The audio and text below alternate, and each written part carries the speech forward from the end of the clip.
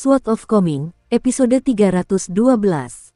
Untuk melihat video selengkapnya, sahabat bisa kunjungi playlist yang telah Sabta Novel sediakan. Yuk mari, kita berimajinasi bersama dan masuk ke alur ceritanya.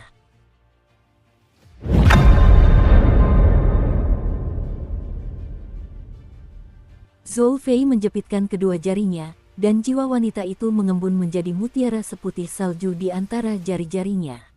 Dia dengan lembut meletakkan mutiara itu di dalam lengan bajunya sebelum menatap biksu tua dari kuil Vajra. Nada bicara Zhou Fei tidak lagi sesantai sebelumnya saat dia langsung berkata, "Mari kita bicarakan lagi tentang jubah biru itu. Aku tahu itu berhubungan denganmu," dan Zhou Fei secara khusus datang ke kuil untuk jubah ini sebelumnya. Namun, biksu tua itu masih enggan membicarakan masalah ini, dan matanya dipenuhi nostalgia saat ia menatap hutan hijau yang rimbun di luar pondok beratap jeraminya. "Aku punya adik laki-laki, dan kami belajar Buddhisme bersama ketika masih muda." Dia bilang dia tidak bisa menerima keberadaan kisah-kisah sedih. Ketika ia menemukan kisah-kisah sedih, ia pasti akan berpikir bahwa Buddha benar-benar ada di dunia ini, jadi bagaimana mungkin dunia fana ini masih dipenuhi begitu banyak kisah sedih? Apa yang bisa ia ubah bahkan jika ia menjadi seorang Buddha? Setelah itu, aku meninggalkan kuil kecil di kampung halamanku, jadi aku tidak tahu apakah adikku sudah menjadi Buddha atau belum. Zhou Fei menekan amarah dalam hatinya sebelum menggelengkan kepalanya pelan dan mencibir, bagaimana mungkin seseorang dari tempat sekecil ini bisa menjadi Buddha sejati? "Kau terlalu banyak berpikir, biksu tua." Biksu tua itu menggelengkan kepalanya dan menjawab, "Aku hanya ingin tahu apakah adikku masih hidup. Setelah sekian tahun, aku benar-benar mendambakan semangkuk bubur nasi buatan adikku." Zhou Fei baru saja akan berdiri, dan dia berkata, "Aku tidak punya waktu lagi untuk bertele-tele denganmu. Aku akan mengantarmu pergi sekarang, dan kau bisa bertanya pada adikmu apakah dia masih bisa membuat bubur nasi di alam baka." Biksu tua itu tersenyum tipis dan bertanya dengan ekspresi tenang, "Zhou Fei, dapatkah kau memenuhi satu permintaanku jika aku membantumu mendapatkan tubuh arhat emas dari istana kekaisaran?" Zhou Fei duduk kembali dan bertanya dengan geli, "Permintaan darimu?" Biksu tua itu mengangkat tangan dan mengusap kepalanya yang botak, sambil berkata dengan penuh emosi, "Aku tidak berencana menjadi biksu lagi.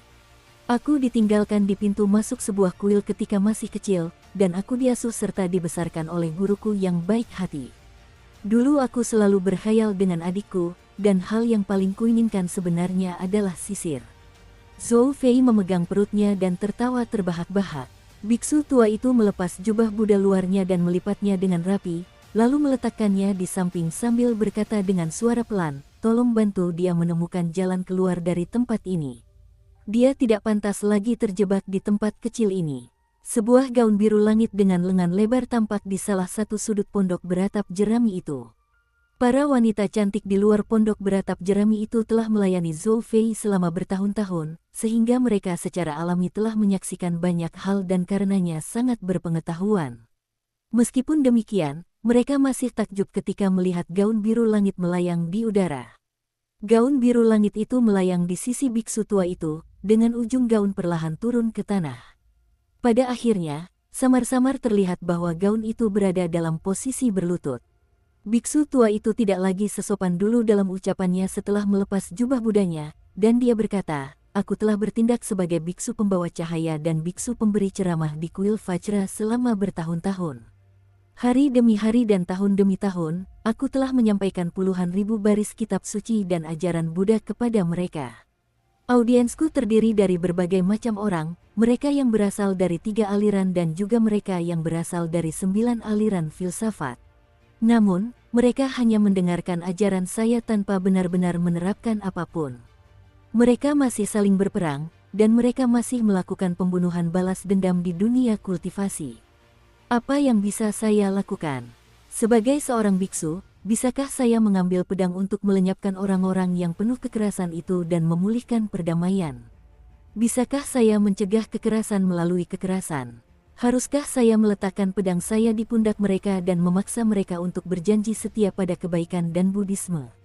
Gaun biru langit itu mengangkat salah satu lengannya dan menahannya di atas kerah, seolah menutupi mulutnya dan tertawa pelan. Biksu tua itu menatap Zhou Fei dan bertanya, bisakah kau memenuhi permintaanku? Zhou Fei tidak terburu-buru memberikan jawaban. Biksu tua dari kuil Vajra adalah orang bijak Buddha di dunia ini. Dia mahir menulis huruf-huruf besar, dan setiap hurufnya akan seperti Vajra emas yang penuh dengan energi tak terbatas. Setelah beberapa saat, Zhou Fei menghela napas dan menjawab, seseorang harus menunjukkan ketulusan saat berbisnis dengan orang lain. Biksu tua, apakah Anda benar-benar tidak menyadari bahwa seseorang dapat meninggalkan tempat ini setelah mendapatkan kesempatan yang telah ditakdirkan seperti ini? Biksu tua itu menoleh untuk melirik gaun biru langit itu sebelum menjawab dengan pasrah, dia bukan orang yang sama. Zhou Fei adalah seorang immortal dari dunia lain yang telah memulihkan ingatannya dengan sangat cepat, namun dia masih tidak berani mengklaim bahwa dia memahami semua aturan di dunia ini. Lagi pula, jiwanya telah dibatasi oleh beberapa teknik rahasia immortal sejati sebelum dia datang ke sini. Aula Hati Cermin, Kuil Vajra, dan Pagoda Penghormatan. Setelah mengalami berbagai musibah, para pemimpin dari ketiga pasukan ini pasti telah mengumpulkan banyak pengalaman. Dengan demikian, sangat mungkin bahwa mereka mengetahui hal yang sama seperti Zhou Fei. Biksu tua itu tersenyum dan melanjutkan, namun, pikiran saya benar-benar tenang setelah mendengar dermawan Zhou mengajukan pertanyaan ini. Dari sudut pandangku, bisa pergi bersama Zhou Si tentu saja merupakan hasil terbaik, kata Zhou Fei terus terang. Namun, jika terjadi kecelakaan, misalnya, seperti sekarang di mana Zhou Si terluka parah oleh seseorang dan karena itu kehilangan kesempatan untuk diam-diam menjadi elit 10 besar, maka aku perlu menjamin bahwa setelah kepergianku, Zhou Si dapat memiliki peluang sukses yang lebih besar setelah 60 tahun berikutnya. Zhou Si, Yaer, Fan Waner, dan yang lainnya. Siapapun itu, dan selama ada yang bersedia merawat mereka, mereka pasti akan melambung dan bersinar begitu meninggalkan tempat ini dan memasuki dunia yang lebih besar. Zhou Fei tak mampu lagi menyembunyikan amarahnya setelah mengatakan itu, dan dia meludah, Lu Fang, si bodoh itu. Dia jelas-jelas memahami dunia ini, namun dia belum juga benar-benar memahaminya. Di mana aku bisa menemukan istri tuannya dan adik perempuannya atau apalah itu. Dan dia bahkan berani menusukku dengan pedangnya waktu itu. Biksu tua itu mendongak menatap pria di depannya. Zhou Fei tiba-tiba mengangkat tangannya, lalu sebuah surat muncul di antara jari-jarinya. Sambil menunduk dan membaca sekilas isinya, Zhou Fei tertawa terbahak-bahak dan berseru, langit berpihak padaku. Dia berbalik dan melirik sekelompok wanita cantik yang berdiri di luar pondok beratap jerami, dan dia tak kuasa menahan desahan dalam hatinya. Dia dipenuhi penyesalan. Apalagi sesama kultivator dunia lain, Tong Qingqing, bahkan permaisuri Zhou Suzhen dari negara Taman Selatan, Fan Waner dari Aula Hati Cermin, dan Yaer dari pasukan iblis jauh lebih berbakat dan berpengetahuan daripada kelompok wanita cantik ini. Mengenakan pakaian kasual, Pangeran Wei Yan dari negara Taman Selatan memimpin dua orang melewati koridor kediaman. Salah satunya adalah gurunya yang terhormat, seorang lelaki tua pendek dan kurus seperti monyet. Namun, lelaki tua ini adalah seorang Grandmaster bela diri yang tak tertandingi di dunia. Sementara itu, orang lainnya adalah Fan Waner, seseorang yang dianggap sebagai dewi oleh mereka yang berada di dunia kultivasi negara Taman Selatan. Dia adalah seorang gadis surgawi dari Aula Hati Cermin, tanah suci dunia seni bela diri. Ekspresi Wei Yan saat itu tampak aneh, sedikit canggung tetapi sebagian besar lega dan bersyukur. Namun, ia menahan diri untuk tidak mengungkapkan terlalu banyak karena gurunya juga hadir. Pria tua yang telah mengajari Wei Yan keterampilan bela diri yang mengesankan itu mendengus dan berkata, sungguh orang yang licik. Aku bahkan gagal melihat tipu dayanya meskipun dia bersembunyi di depan mataku selama bertahun-tahun. Saat kita bertemu lagi, aku perlu berlatih tanding dengannya untuk melihat seberapa kuat sebenarnya 10 elit atas di dunia ini. Guru Kekaisaran Zhong adalah orang langka dengan kemampuan luar biasa, jadi aku selalu yakin dengan pengetahuan dan kekuatannya. Namun, aku menolak untuk percaya bahwa seorang juru masak biasa bisa sekuat itu juga. Pria tua itu terus menggerutu dan mengumpat. Ternyata, daftar 10 elit atas terbaru yang disusun oleh Pagoda Penghormatan secara singkat memuat nama, tempat tinggal, dan basis kultivasi seni bela diri dari setiap orang dalam daftar tersebut.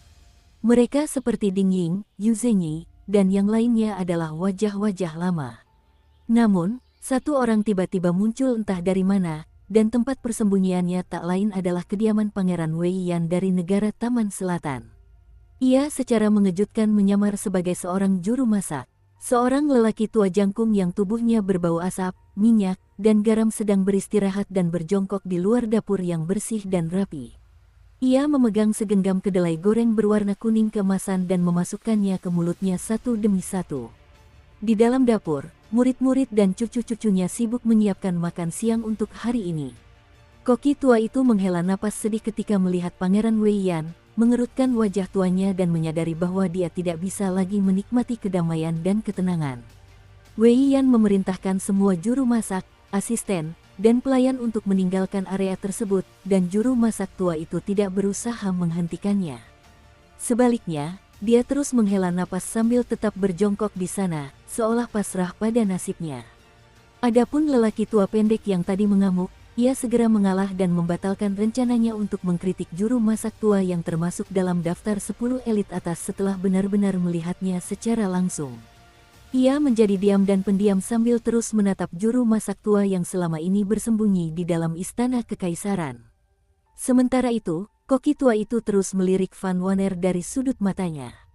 Ia akan mencuri pandang sekilas sebelum segera mengalihkan pandangannya. Namun, seolah-olah ia tidak bisa menahan hasratnya, ia akan dengan cepat mencuri pandang lagi. Bahkan Van Wanner pun sedikit bingung dengan hal ini. Wei Yan tak kuasa menahan gumaman dalam hatinya. Mungkin koki tua ini juga seorang mesum. Jika melihat 10 elit teratas dari generasi sebelumnya, tak satu pun dari mereka yang masih peduli dengan kecantikan manusia biasa. Kecuali Zhou Fei dari Istana Pasang Surut Musim Semi dan Tong Qingqing dari Aula Hati Cermin. Pertanyaan pertama koki tua itu sangat menakutkan, dan dia bertanya, apakah kamu tahu ada berapa jenis makhluk abadi dari dunia lain? Wei Yan dan lelaki tua yang mirip monyet itu saling bertukar pandang. Dukung terus channel YouTube Sabta Novel. Namun, Van Wanner sedikit mengetahui hal ini karena dia berasal dari Aula Hati Cermin. Koki tua itu memasukkan kacang kedelai goreng ke mulutnya dan berkomentar, hanya makanan lezat di dunia yang belum pernah mengecewakanku. Jika ini pun diambil dariku secara paksa, maka aku tidak punya pilihan selain menjadi pemabuk. Koki tua itu tak lagi memandang Van Wanner, lalu menuangkan sisa kedelai goreng ke mulutnya sebelum menepuk-nepuk tangannya hingga bersih dan berdiri, sambil berkata, ketika para dewa dari dunia lain turun ke dunia fana untuk berlatih, ada satu tipe seperti Zhou Fei dan Feng Qingbai, orang-orang yang menyadari identitas mereka sejak dini dan memahami apa yang mereka cari di dunia fana. Karena itu, tindakan mereka tampak mengejutkan bagi kita, namun bagi mereka tampak sepenuhnya alami. Namun, para immortal dari dunia lain seperti ini tidak akan menginginkan barang-barang yang terlalu mendalam. Adapun Tong Qingqing, pendiri Aula Hati Cermin tempatmu berada, dia tampaknya sedang bersembunyi dari sesuatu atau seseorang. Tipe kedua dari makhluk abadi dari dunia lain adalah orang-orang seperti Lu Fang. Dia menyadari identitasnya relatif terlambat, namun sudah pasti dia akan mendapatkan kembali ingatannya pada suatu saat nanti. Tipe ketiga dari makhluk abadi dari dunia lain, dan ini hanyalah spekulasi saya, adalah orang-orang yang terus mengikuti keinginan identitas baru mereka. Akibatnya, mereka tidak pernah menyadari identitas sejati mereka dan tidak pernah mendapatkan kembali ingatan mereka. Sebaliknya, mereka tetap bodoh dan linglung saat mengalami reinkarnasi demi reinkarnasi. Setelah sekian lama, kampung halaman mereka menjadi kenangan yang terlupakan, sementara negeri asing ini menjadi kampung halaman baru mereka. Jenis makhluk abadi dari dunia lain ini relatif unik karena mereka seringkali memiliki fisik yang kuat dan bakat bela diri yang sangat mengesankan. Namun, di mata orang lain, mereka akan selalu sedikit lebih lemah daripada mereka yang berada di puncak dunia. Koki tua itu menatap Van Wanner lagi dan melanjutkan, namun, tak dapat dipungkiri bahwa jenis makhluk abadi dari dunia lain ini akan mengalami hal-hal yang tampaknya tidak masuk akal. Orang-orang di dunia fana terkadang membicarakan tentang orang lain yang terkena sihir atau dirasuki hantu, dan sebagian kecil dari kasus-kasus ini sebenarnya terkait dengan jenis makhluk abadi dari dunia lain ini. Gadis kecil, apakah kau merasakan sesuatu yang aneh akhir-akhir ini? Van Wanner ragu sejenak sebelum mengangguk dan menjawab, 2 kali. Koki tua itu mengangguk dan berkata sambil tersenyum lebar, si iblis tua Ding memang mengesankan. Siapapun di dunia ini bisa dibunuh, dan siapapun di dunia ini bisa diampuni. Dia sudah tidak kalah hebatnya dengan si maniak dari masa lalu. Bahkan, dia lebih pintar. Jika kau tanya aku yakin dia kemungkinan besar akan berhasil kali ini. Yu Zhenyi ingin melindungi dunia ini, jadi saya tentu saja juga sangat terkesan padanya. Namun, beberapa orang tertentu kemungkinan besar akan berpikir bahwa visinya terlalu sempit. Di sisi lain, guru kekaisaran Zongqiu yang selalu sedikit lebih lemah dari Yu Zhenyi telah melakukan perjalanan melintasi gunung dan sungai di 4 negara dan tanah barbar sendirian beberapa tahun yang lalu. Saya merasa dia akan mencapai lebih banyak kesuksesan di masa depan. Koki tua itu menghela napas dan melanjutkan, sedangkan untukku, semakin banyak yang kukatakan dan semakin banyak yang kulakukan, semakin banyak kesalahan yang akan kubuat. Karena itu, lebih baik aku tidak bertanya, tidak mendengarkan, dan hanya menunggu kematian. Dulu aku masih ingin berjuang dan melakukan sesuatu, tetapi semakin lama waktu berlalu dan semakin banyak yang kulihat, semakin sedikit motivasi yang kurasakan untuk melakukan apapun. Setan tua Ding dan Yu Zhenyi adalah musuh bebuyutan di masa kacau ini, dan tak seorang pun di daftar 10 elit atas akan mampu lolos dari mereka kali ini. Bagaimanapun, aku tidak lagi penasaran dengan identitas asli para immortal dari dunia lain. Aku hanya ingin hidup 20 hingga 30 tahun lagi. Itu sudah cukup untuk memuaskanku. Jadi, koki tua itu tiba-tiba menyatukan 2 jarinya dan membentuk segel pedang, menusuk beberapa titik akupuntur pentingnya dan seketika menyebabkan tubuhnya berlumuran darah. Auranya awalnya hampir menyatu dengan dao di mata Yu Zhenyi dan dewa abadi dari dunia lain, Chen Pingan, tetapi aura yang kuat ini langsung hancur pada saat ini. Dahulu seorang Grandmaster papan atas di dunia ini, basis kultivasi koki tua itu anjlok hingga ia bahkan lebih lemah daripada lelaki tua mirip monyet itu.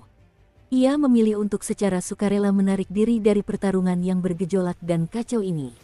Wajah juru masak tua itu pucat pasi, namun senyumnya tampak lega saat ia menoleh ke Pangeran Wei Yan dan bertanya, "Kediaman ini sangat besar, jadi seharusnya bisa memberi makan orang tua seperti saya selama 20 hingga 30 tahun lagi, bukan?"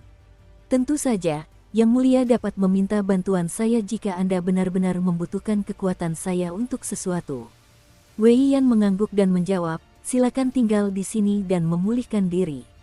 Aku pasti tidak akan mengganggu kultivasimu tanpa alasan." Di puncak Gunung Banteng, Zhou Suzhen yang baru saja berjalan ke kaki gunung sebelum mendaki kembali ke puncaknya, tersenyum kecut sambil menyerahkan surat rahasia kepada Yu Zhenyi. Yu Zhenyi menerima surat itu dan membaca isinya sebelum mengerutkan alisnya dan bertanya, "Apa yang terjadi? Ini jelas berasal dari pagoda penghormatan, tetapi ini jelas bukan rencana pagoda penghormatan," jawab Zhou Suzhen dengan suara tak berdaya. Yu Zhenyi melirik ke langit. Ketika seseorang berdiri cukup tinggi dan memandang ke dunia fana, akan tampak seolah-olah mereka sedang memandang lautan bintang yang megah. Namun, sangat sulit untuk fokus pada satu orang saja. Yu Zhenyi sangat menyadari fakta ini. Dia telah mengalaminya berkali-kali sebelumnya. Sebagai contoh, 3 titik cahaya yang mewakili Old Demon Ding, Chen Pingan, dan Lu Fang, yang semuanya saat ini berada di dekat Champion Scholar Ellie, sangat menyilaukan. Lebih jauh di kejauhan, terdapat 2 titik cahaya yang sangat terang di dekat kuil Vajra dan 4 titik cahaya yang sangat terang di dekat kediaman Pangeran Wei Yan. Namun, titik cahaya yang paling terang dari keempat titik cahaya terakhir itu tiba-tiba menjadi redup. Pengamatan jarak jauh semacam ini tidak banyak menggunakan energi spiritual Yu Zhenyi yang telah ia kumpulkan selama bertahun-tahun. Namun, ia harus membayar harga yang signifikan jika ingin mengamati orang tertentu secara cermat. Di sebuah kediaman dekat Gang Cendekiawan Juara, iblis tua Ding yang mengenakan topi bunga teratai tiba-tiba menerima surat rahasia dari pagoda yang mulia. Matanya berbinar ketika dia membaca sampai akhir. Apakah ada kesempatan sebagus itu? Bahkan Ding Ying pun sedikit tertarik dengan kesempatan ini. Dia melirik Cao Qinglang sebelum mendecakkan lidah karena takjub dan berseru, "Anak kecil, kau benar-benar orang yang beruntung." Adapun makhluk abadi dari dunia lain itu, dia pasti telah diperlakukan tidak adil oleh seseorang. Jika tidak, dia pasti tidak akan menarik reaksi keras dan penindasan yang begitu hebat. Berdasarkan sejarah yang diketahui Ding Ying, Hampir tidak pernah ada campur tangan yang begitu terang-terangan selama konflik-konflik sebelumnya yang terjadi setiap 60 tahun sekali. Belum pernah ada makhluk abadi dari dunia lain yang menjadi sasaran seperti ini sebelumnya.